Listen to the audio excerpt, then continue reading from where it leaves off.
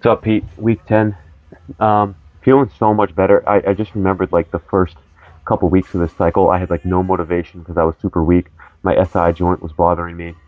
I thought it was going to get injured again as I started getting heavier and stuff like that. I just feel so much more in the game. Um, like excited about it, happy about it. Part of it was like being weak sucks and it wasn't any fun. Now that I'm getting just a little bit stronger again, it's more fun. Um, I kicked things up to 405 for 10. He wanted 385, but honestly, things in the threes are just too light.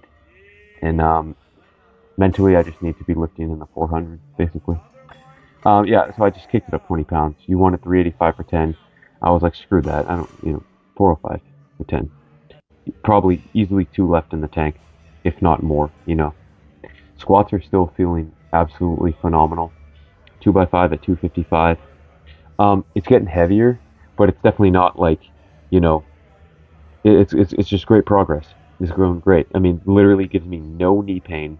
There's no like irritation throughout the rest of the week. These are just great. It's finally like heavy enough where I'm asking for side spots. Um, but the weight moves. The weight moves. Definitely some left in the tank there.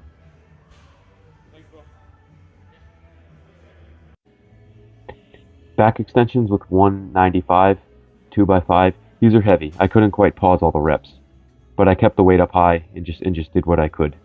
Can pause a couple reps, and then I just kind of like got a couple more. The limiting factor on these for me is like my shoulder feels like it's gonna freaking get pulled out of its socket, basically. Like holding onto the bar is the hard part. It's not the weakness of the back.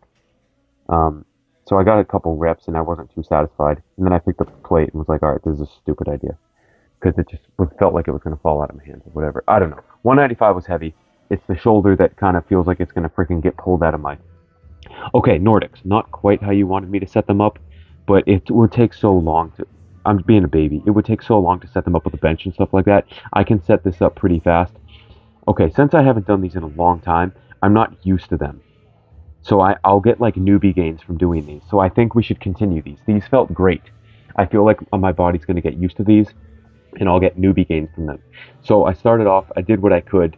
I did what I could, which was not all that much. But then I kind of was like, all right, I'm going to focus on negatives for these.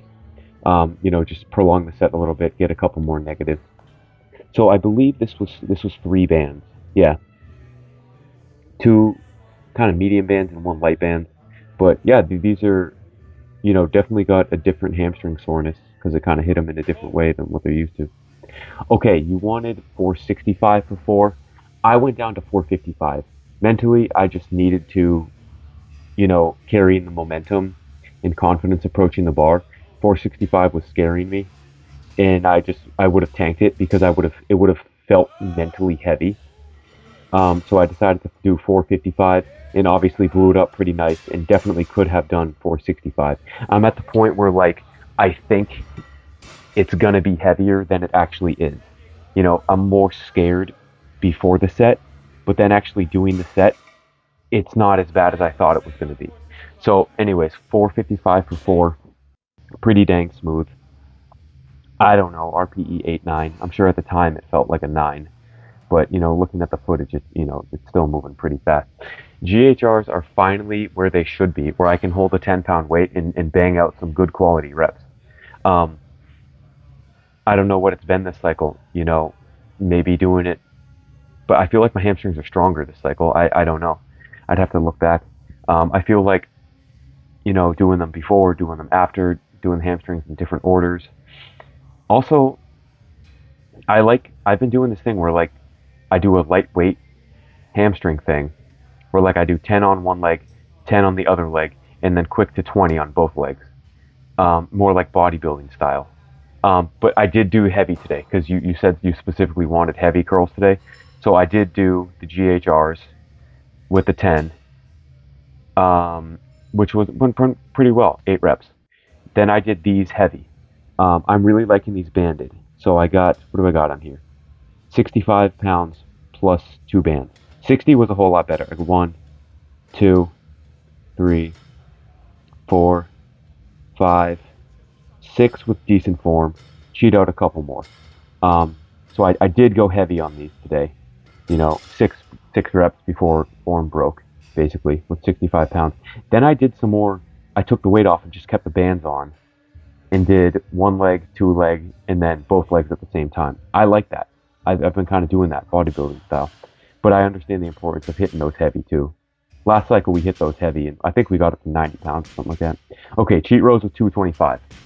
Not the heaviest I've ever done, but considering I haven't done these in probably a year, you know, whatever, take it for what it is. 225 is moving pretty damn well. Pretty darn well, I should say. For sets of 8, yeah, moving pretty darn well. While I was stripping the bar, I did some dead rows. Okay, you've probably seen dead rows before.